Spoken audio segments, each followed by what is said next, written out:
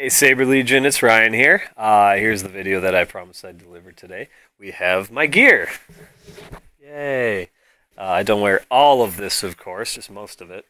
So we're going to talk about what I use, why I use it, price about it, advantages, disadvantages, and go from there. I have a couple pieces on the table that I don't usually wear, and I'm going to explain why that is as well.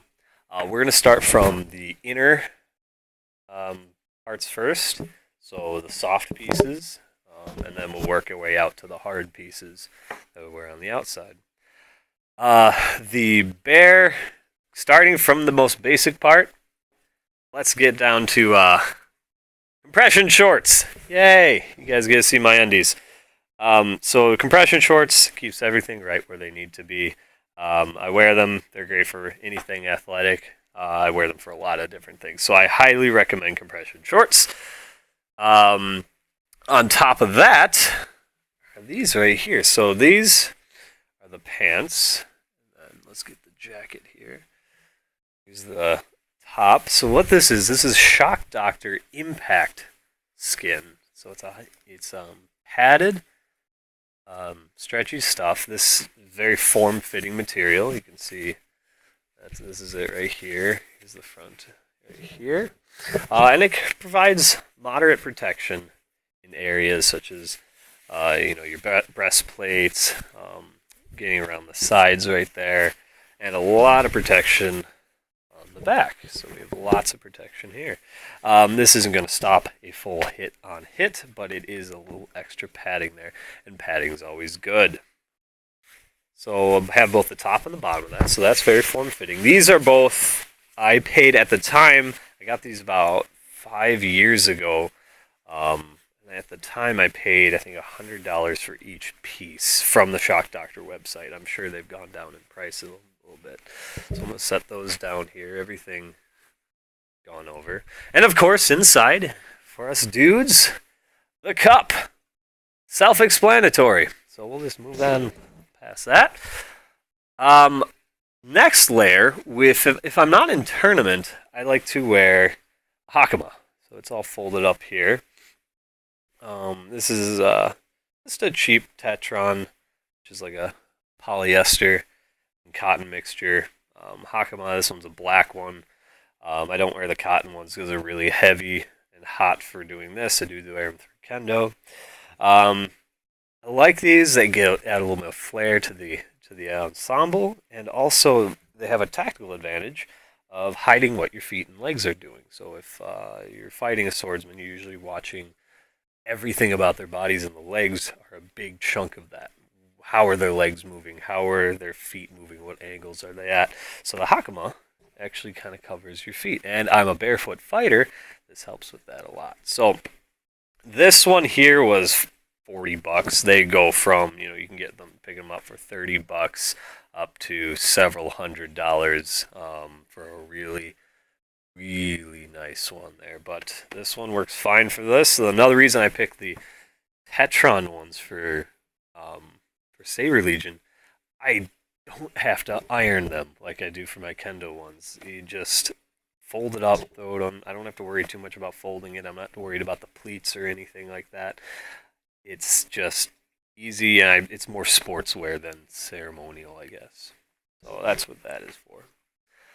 On top of that, I have a tabard. The whole tabard craze, because it all makes us look very damn sexy.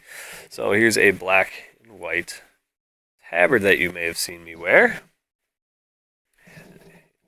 Up here, you guys can see. That's my tabard. There's black and white. This one was, I believe, $60 off of Amazon. There, and again, it's just for aesthetic reasons. It just makes it look really cool. Brings the armor together and doesn't make it look like we're just wearing hockey pads. So that's where I wear that. Back brace. You may have seen this during the Battle of Champions. I had a back brace on. Just keep your core tight. I had an injury a couple years ago. 2 herniated discs, so I always like to wear one of these whenever I'm doing anything athletic, just as a bit of caution. I also have elbow and knee braces as well, just in case, but really recommend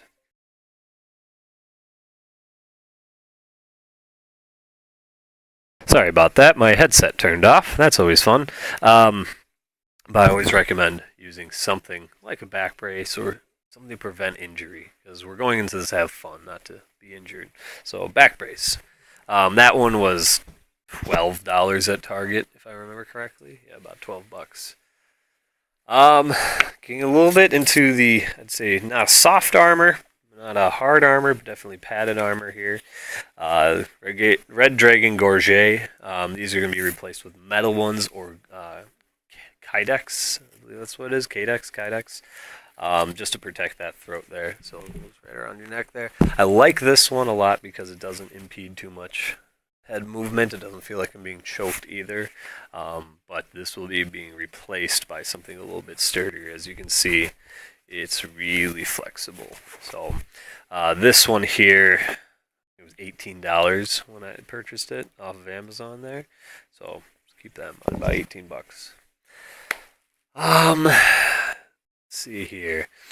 Let's go to the mask. We're gonna move on to some harder armor parts here. Oh, actually no. Let's one more piece underneath. Tenugui, or a do-rag. Some of you guys might wear. Tenugui, Japanese cloth, Japanese towel. This is just one of mine here. So just wrap it around your head, keeps sweat off you, keeps your mask nice and clean for the most part. Just another piece brings you together. Your hair doesn't get stuck in things. I do have a bit longer hair. I don't have one for my beard though. I did have that getting stuck in my mask a lot. I had to take an inch and a half off because I looked like a chia pet that's sticking out of my mask. But yes, it does help with that. It also kind of looks good, wrapping it all together there. Also, the great thing about the Tenugui is if your face is all sweaty afterwards, you just wipe off your brow, your face, so you can clean yourself off with that as well. These right here, we have sports wrap and sports tape. This is what I use for my toes. Again, I'm a barefoot fighter, so these here, I wear it using a combination. I put the wrap underneath because it's a little bit thicker, almost like a gauze, and it gives a little bit of padding there. So then I wrap it up with the tape. And this protects my feet from blistering, from burns if it's a really hard surface, so you don't get friction burns. It's a really nice product to have. Each one of these is $2 to $3 at Walgreens, Target, wherever. So, invaluable. And I usually wrap both my big toes and my left pointer toe, index toe, I guess, if you would have it, the fourth piggy. So that's what I use those for. Now let's get to the hard armor parts. Start with the mask. So on top, Red Dragon Hema Mask. This here is a Red Dragon 350 Newton Level 1 mask. So this is meant for a little heavier impact than your fencing mask, your foil mask. Charlie Cummings, he has two masks. One's a fencing one, one's a HEMA one. The fencing one up here is starting to cave in a bit from impact because it's not as durable. These here, this one, this is my first mask I've ever used. And you can see it's looking pretty good. There are no visible impact marks besides the fraying a little bit on the cloth right here, but that's it. Also, Charlie painted this, and I think it looks damn cool. So that is about this. By the way, that 350 Newton is actually about the bib strength here. The gorget goes underneath of that, so that's extra padding for that. It is held in very comfy by this retaining bar and then the Velcro strap here. You can get back armor for this, back padding. I don't have any yet. Terry runs it. I know a couple other people run it. And it just saves your back and your neck as well. I've been hitting the neck before and it is not comfortable, so I highly recommend picking that up. This mask here, if I remember correctly, was $110 after shipping, again from Amazon. So that's what we're looking at right there. Moving on down.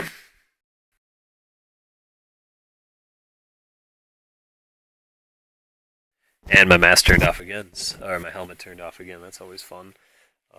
Okay, let's do chest guard. So here are Easton Stealth 9.0 hockey shoulder pads and chest pads. I prefer the hockey ones over lacrosse. They give a little bit better padding here. Really nice shoulder padding here. And the thing I like about the Eastons is this two-layer, sorry, Velcro everywhere, two-layer arm padding here. So you have shoulder, upper bicep, or upper arm, lower upper arm right here. So that sits on the arm like that. And it's fully adjustable as well, which I really, really like. I did paint over Stealth a little bit, although it's still pretty visible, and I used to say Easton across here, and I actually sanded that off there. It does give a good amount of back protection here as well. That's this bar right here. But the biggest problem with these pads, there is nothing down here. This part sits just about navel high. So there's really nothing down here. I mean, this is all soft. Yeah, you have this hard part here, but this is all soft. You get jabbed here or a strike to the side, it hurts. Getting hit in the ribs, the kidneys is not comfortable there. So I borrowed a little bit from Kendo here. So these are not required pieces that I'm going to talk about, but it's definitely pieces that I think should be, or something very close to it. Grab them right here. And you can also see them up here. I have two of them out of each just to show you that they come in different styles. This is a do, a Kendo do. And this sits on the body like that. That is your hard armor. This sits over top of my hockey pads. And this is my hard armor for my abdomen and my sides. This is meant for getting strikes right to the side. So it gives me a little extra protection. Also, some really hard protection right here. And it fits very well over my hockey pads as well. It's just attached by these these strings on the back. They go around, you tie them up. So that holds it in there really nice.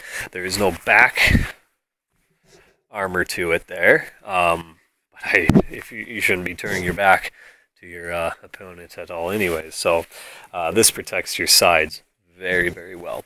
But let's say a strike comes in, hits the side, and then keeps going down. Well, you don't really have hip protection in either, or upper thigh, around the groin area.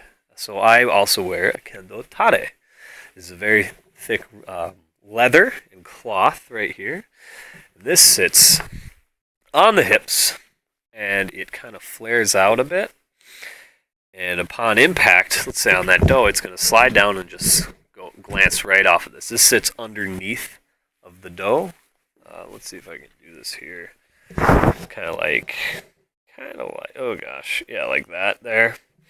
And yeah, so your dough, any hits to there will deflect off and then just roll off this. This has also saved my man bits a bit as well. So I highly recommend picking these up. You can get these cheap as well. As far as Kendo armor goes, the do and tare are the only two pieces that the stitching and the level don't matter as much as the other pieces, as long as you get it from a reputable dealer, like All Japan Budogu, Ibogu, Tazando, Imudo, those places. So get it from them. We can get their cheap ones, their starting ones, the machine stitched ones, and it'll save you a bit. This tare and this do came in a set, the whole set together with men and kote, which are the helmet and gloves, was $435 6 years ago. So these two here I've had for 6 years. So this is my first set of Kendo armor. This here is my current set of Kendo armor. That's about $3,000 right there. So we don't wear that during TSL because the hilts will scratch them up and whatnot. But it just shows you differences in what you can get here. So this works just as well. Individually, you can pick this up probably 100, 120 bucks. You can get some really high quality clearance ones from All Japan Badogu for $225, marked down from 400 something. So I highly recommend these. They don't limit mobility at all. You have a lot of openness, unless your style requires you to be hunched over to the point where this will be pinching into your gut, which I don't think any style does. You should be just fine with it. You can jump with it and everything. It kind of shakes a bit, but it's perfectly fine. So I highly recommend getting those. And they look good. They're very, very elegant pieces, and they're designed for sword combat. Training sword combat with Kendo. So that's that. And you can see also I have the kote right here, or the gloves for Kendo. So kind of like a mitten. They slide right onto your hand. Ooh, wrong arm. They slide right on. They give good control. You can move your hands up and down with it. And it protects far back here. The reason I do not use these for Saber Legion, couple. One, the hilts will scratch these up and tear them up. This is all stitching right in here. Metal will get in there, will scratch them up. And I don't want that. Two, being mitten style, you can't use your finger to turn on the sword. It coming up pretty far here, it does limit what choices you can have for arm protection. We'll talk about arm protection in a little bit. So I found lacrosse gloves. I'm sure many of us have found lacrosse gloves to be the perfect choice. Designed to be hit with a stick. That's why we choose them. These are Maverick Roman somethings. They're I have NXTs. I have a list here that I'm looking off of my gear.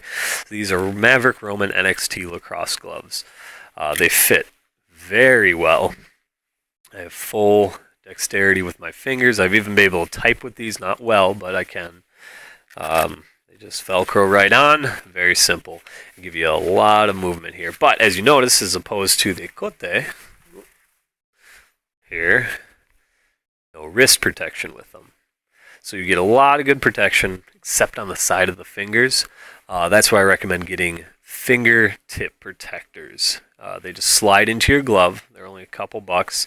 You slide right into there, and then they protect the sides of your fingers, because most injuries I've seen in Saber Legion have been sides of fingers impacted, or the tip of the finger. Now these kind of do roll over the tip of my finger a little bit here, but let's say if this got pushed up and then pushed down, then my finger is going to be in a lot of pain. Obviously no padding on the hand, because your hand's going to be gripping your saber there. One thing I do like about these is you see how it kind of flex like that. Strikes do kind of glance off of there as well. But it does have all this open, so we'll talk about what we use. Oh, these gloves here were, I think, $160. You can get some pretty, a lot cheaper gloves. I just went all out because I just really like the color and style of these. That's it. It was really an aesthetic choice why I chose these. And and from what I've seen, they're a little bit slimmer than other lacrosse gloves. And they offer a lot of padding. So there's that. Next, what about...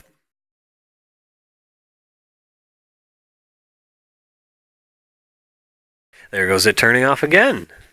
Okay, so next, elbow pads. These are East and South 7.0s. They don't look terribly much different from the 9.0s.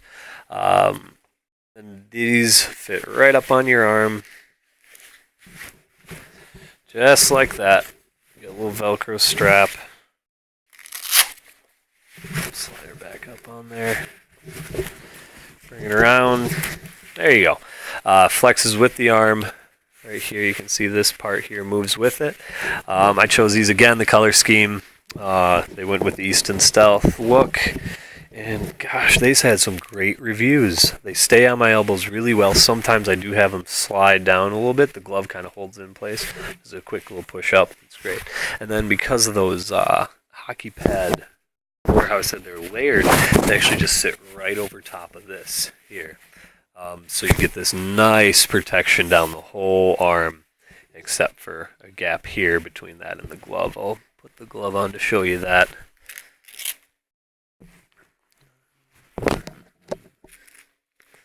So you can see that gap right there. So that's not protected. And then the top of the arm is not protected either. I've never really been hit inside of the arm, but you can. I've seen Michael Welch. He took it was a child's shin guard and mounted it to the inside of his elbow guard, so it gave inner arm protection, which I thought was a really cool idea. So yeah, so that's the option there. Lacrosse elbow pads are another choice people do because they tend to be molded a little bit more. I've seen they're just kind of sleeves that pull on with hard padding in them, so they don't slide around as much. These as a pair, I think were $40 to $50 when I purchased them off of Hockey Monkey. So I'd recommend them greatly.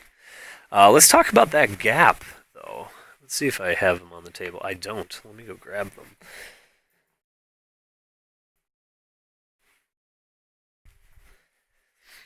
Okay, so about that gap, I forgot to put these on the table. Shock Doctor wrist guards. Slide right on. And look at that. Right where I need protection, I have protection right there. My glove sits right over top of it there. You can see, just like that. And then my elbow pad, that's the right one. There's the left one.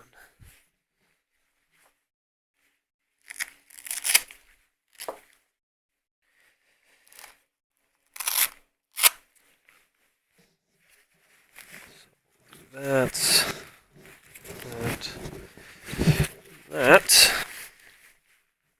There we are, full protection down the whole arm right there.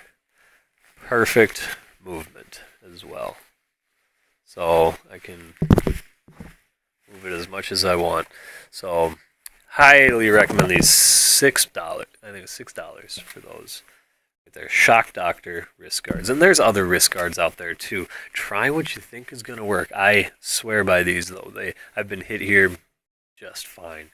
It almost feels almost the level of protection that these Cote give for your upper wrist. So, because they're really thick padding.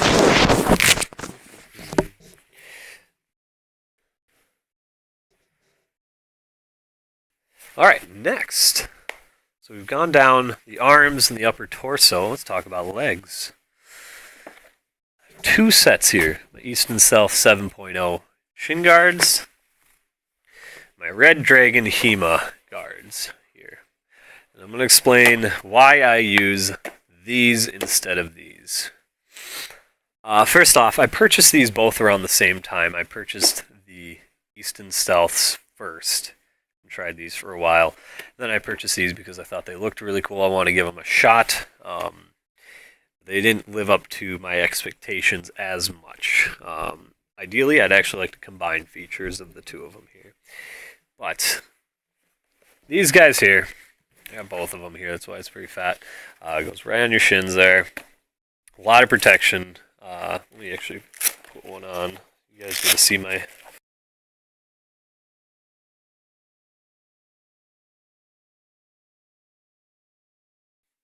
Get to see my legs, which is wonderful, right? Okay, so this is the right one.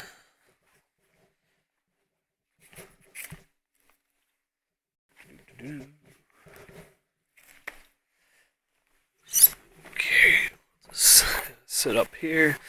Here we go. So a lot of protection. As far as the knee goes, it gives right above the knee there, the thigh a little bit. Side protection is adequate. You're definitely going to get some hard protection over the kneecap and the lower leg bones there.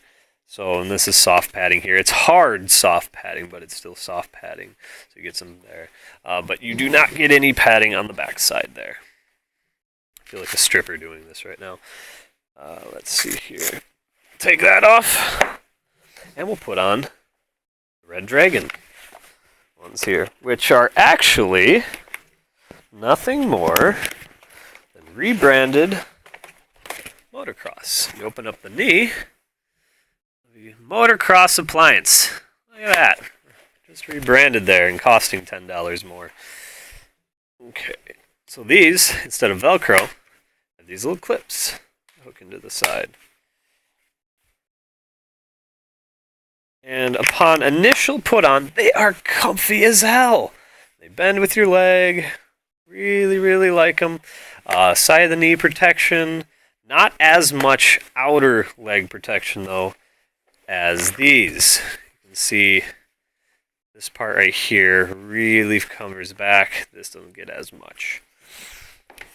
Where these fail is in the straps. Maybe I just got a bad one, but after a while, these start to slide. And when they start to slide out of their hole, this whole thing slides down the leg. And when you're playing barefoot, this slams right into the top of your leg there.